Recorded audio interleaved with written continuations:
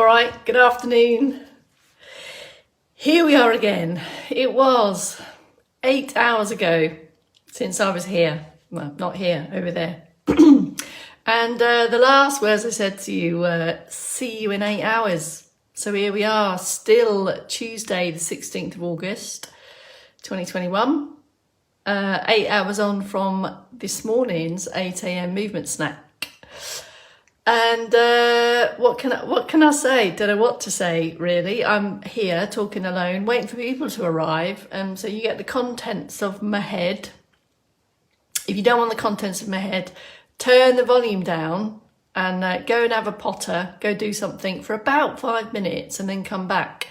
If indeed you would like some additional moving minutes. And at 4 p.m, that takes the form of reaching the parts perhaps your current day has not reached. And that really means thinking about how we stand or how we sit or a bit of both, and taking our moving parts, doing this, look, I'm describing what I'm saying, taking our moving parts through slightly larger ranges of motion to perhaps what we've done today. All in the name of maintaining movement, improving movement, keeping on moving. Thank goodness, I'm not talking to myself now. Afternoon Joy, afternoon Ian, afternoon Super G. Hasn't it been a quick 8 hours? If you were asked to list, I mean, even hour by hour, what you've done for the past 8 hours, I'd struggle. I'd have to trawl back through my emails to see who I spoke to and where my head took me and what task I was on. It's just phenomenal how quickly time goes. And it sounds like such a cliche, doesn't it? But doesn't time go fast? I like it, Red Rita. That's a new one. Movement Gurus. You is the Movement Gurus. I like that very much. Nice to see you too, Ian. Thank you for the comment. If you might be new in, or maybe you haven't commented before, or perhaps you don't quite know what's going on here, you can swipe the comments away, or you can join in with the comments just to say hello, give us a headline, tell us your weather. All those kinds of things are the things that we do in the preamble. It's just 5 minutes ish, and then at about 4 o'clock, Ian, I still haven't got a battery for my watch, so I can't even see the clock from here, so I kind of know what 5 minutes is. But now you're here, Super G, you can give me the nudge. You can nudge me on at 4. Checking the insides of your eyelids. Did you do the checklists okay for the insides of those eyelids, Super G? I've been doing, crikey, I won't tell you what I've been doing today. That's all very dull. That's all very dull. But some of it does relate to, of course, all of it relates to movement.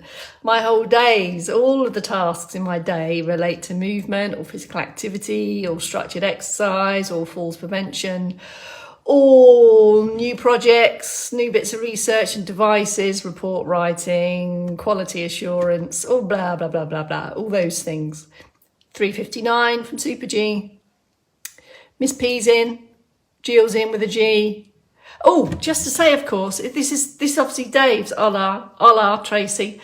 This is Dave's 4 p.m, so it's a double whammy from me today, and you've got a double whammy from Kaus tomorrow. So because of that, we've kind of interrupted your usual sequential progression of the sways. So we're going to do a one night only mixture of shapes, circles, and I'm going to go back to our integrated sway and stretch. So not so much as a specific sequence. We're going to find our way around some flow and sway and incorporate and integrate stretchy positions within flowy movement. It's a very technical term, isn't it? Flowy movement. CK, I'm sorry, it's not a new sway because it's Dave's week, but you've got me today and Chaos tomorrow. So you've got kind of an interrupted sway, and then Dave will be with you on Wednesday, Kaos is back with you on Thursday, and then you've got Dave for 3 days. So I don't know when he's going to start his new sway. It's a go, go, go. 3, 2, 1. Good afternoon, Bex Tally from Later Life Training.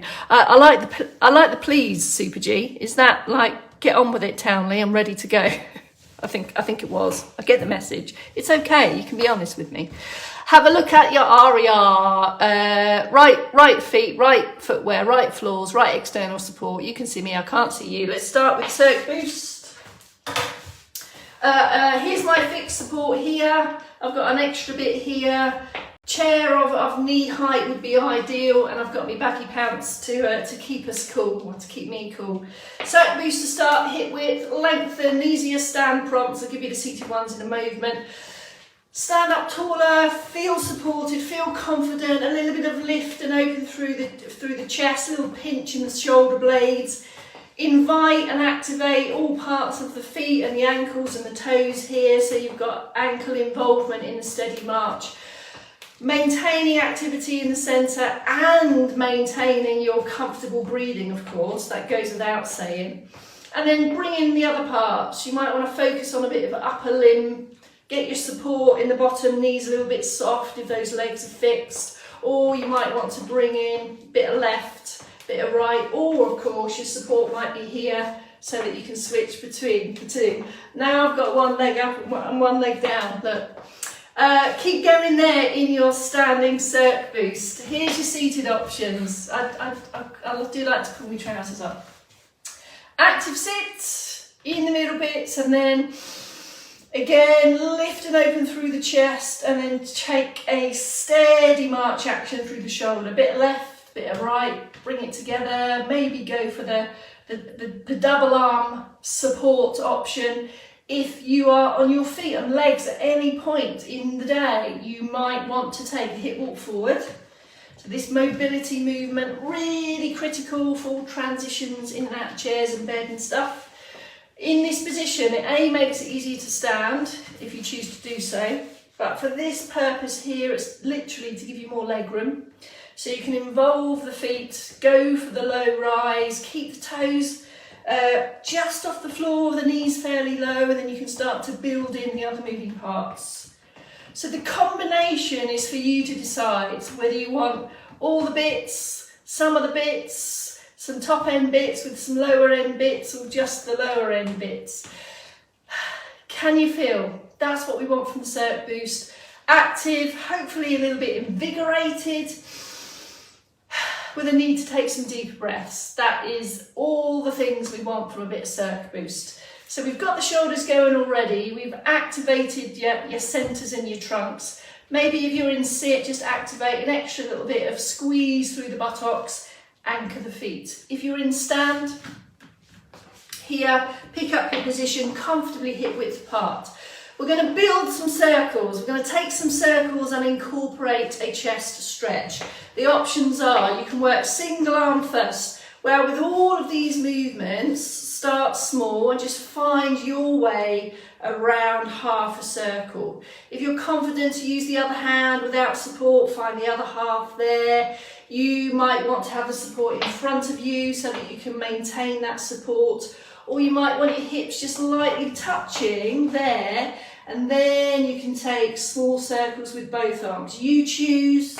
In sit, it's here. Right, we're going to build some circles. There's the one to the front.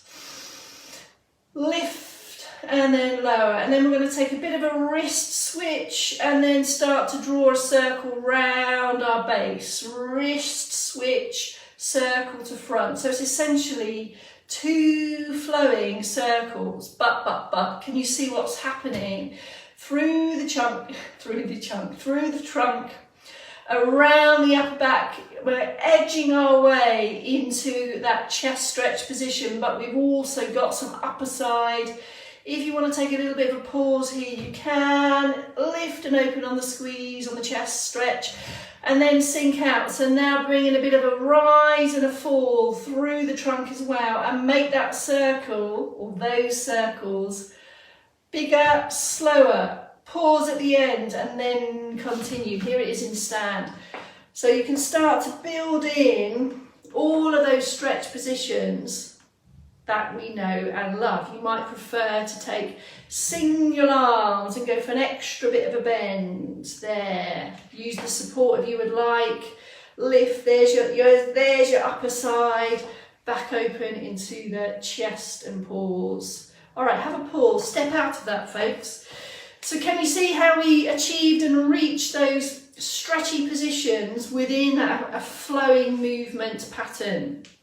What have we done? We've done chest. We've started to do through upper side.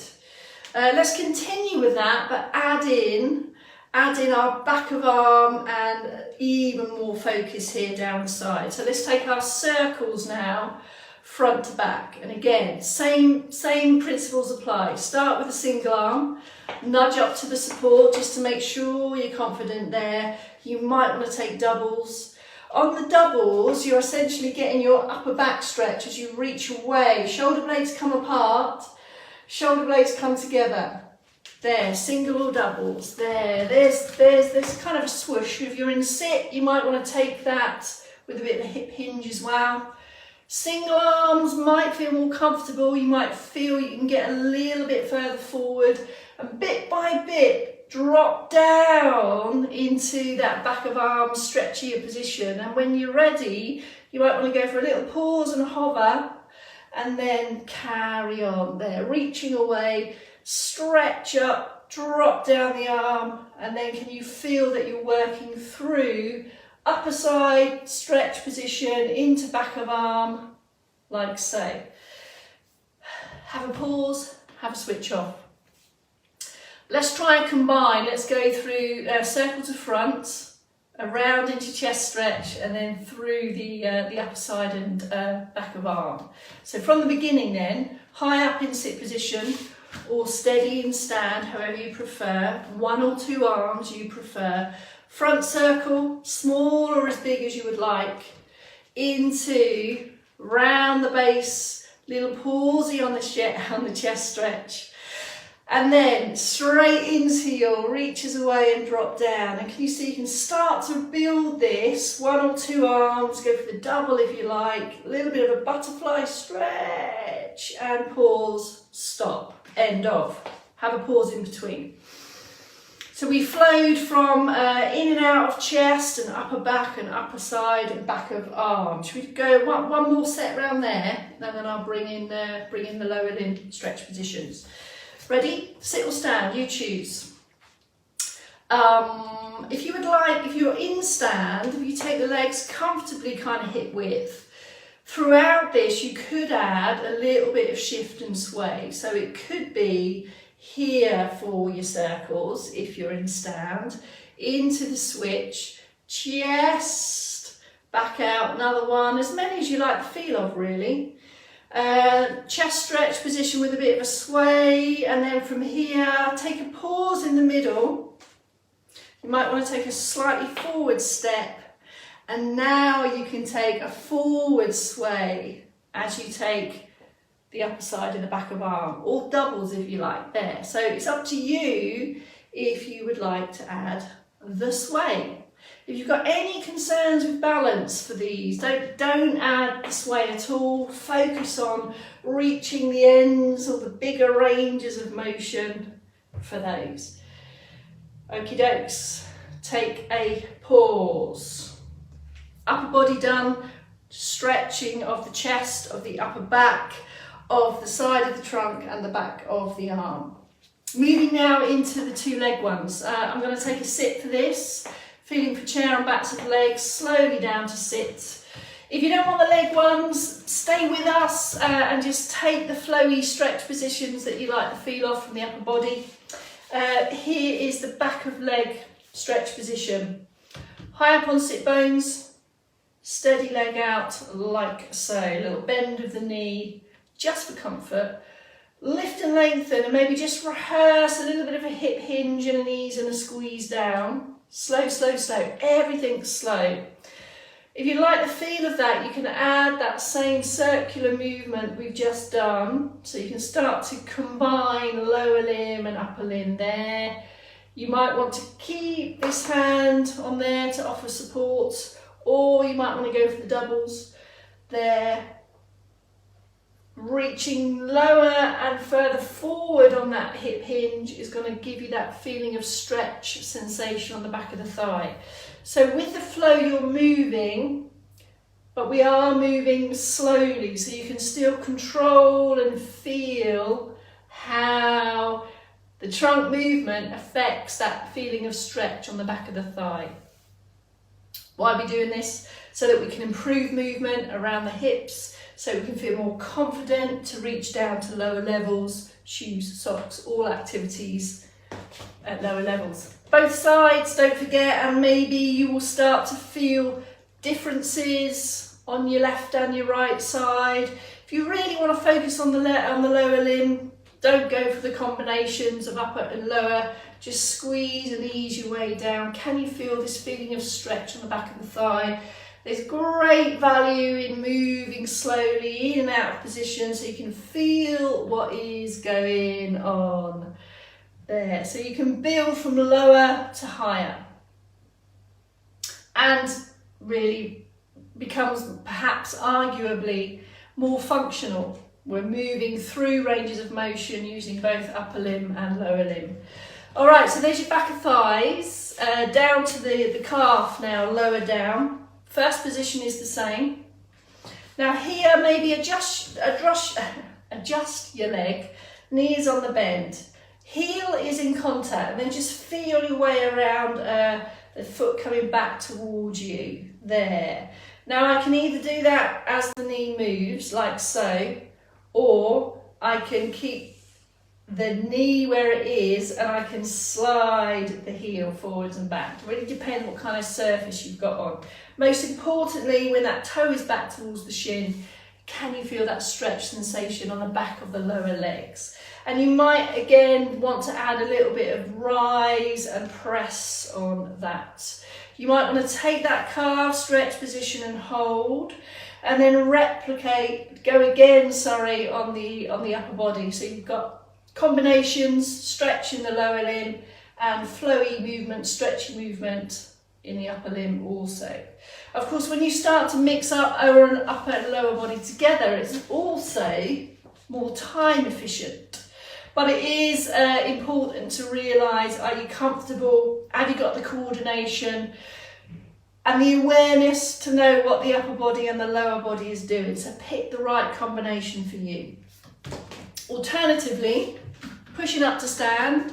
Don't forget your standing options on those leg stretches and the combinations. Have some external support.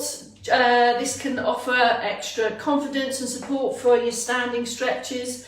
There's the controlled step back, lower the heel down, and then again you might want to slowly rise and press down. So you've got a bit of a activity in the calf there, and then slow pause on the stretch. And again, any number of those upper limb circular movements that we've done could work with that calf stretch. There's a calf stretch and a chest stretch, for example.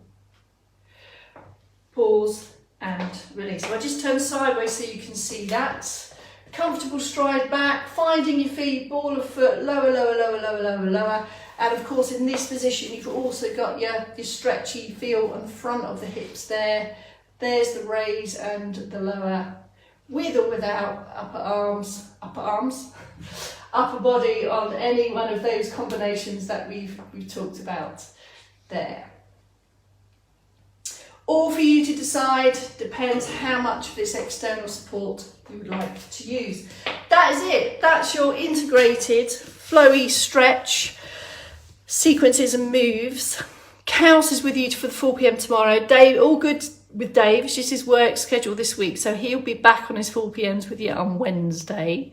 I'll be back on my regular slot this week with you tomorrow morning, so 8 a.m. tomorrow. And it's Streisand week on our preambles. Don't forget, those of you that were in this morning, got a whole week of Barbara Streisand preamble mojo tunes. So maybe tune in for that just before 8. All right, thanks folks. I'm off to read your comments. Have a good evening. See you tomorrow. Bye for now.